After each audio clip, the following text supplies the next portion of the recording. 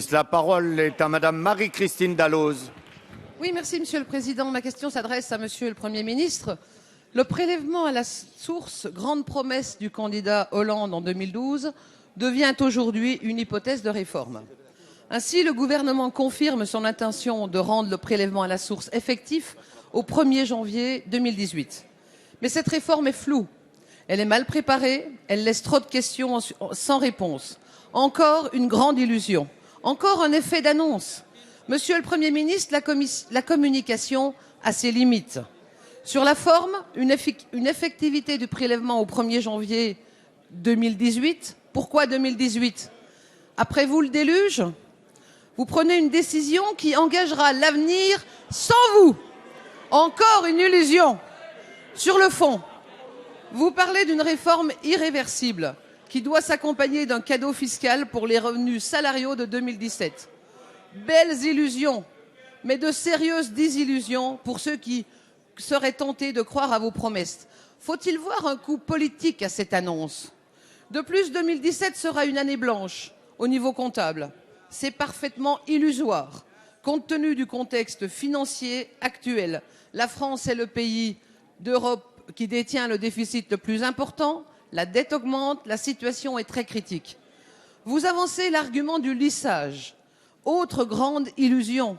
Si une dépense peut se lisser sur plusieurs années, expliquez-moi par quel tour de magie vous lissez une recette sur plusieurs années.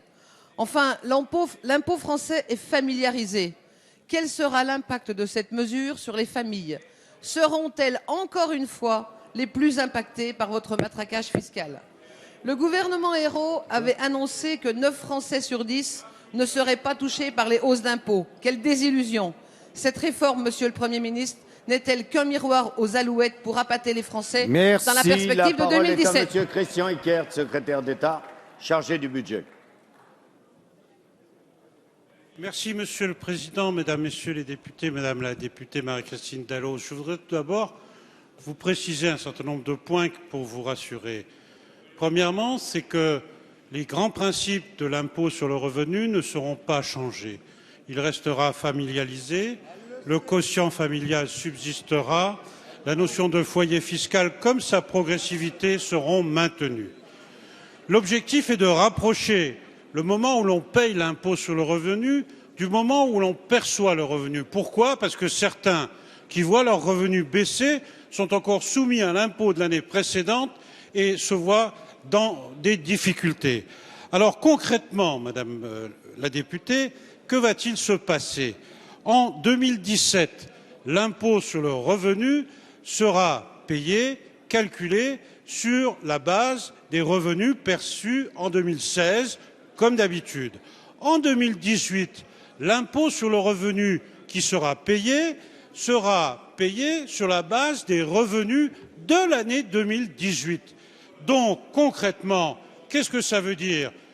Les contribuables seront soumis tous les ans à une annuité d'impôt sur le revenu, pas d'année double.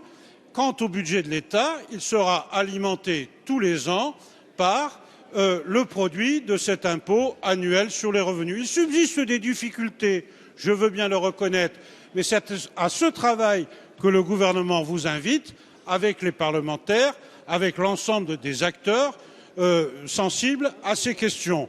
Et donc, Madame la députée, je vous répète que beaucoup d'entre vous l'ont souhaité. Un certain nombre d'intervenants, y compris sur vos rangs, l'ont souhaité.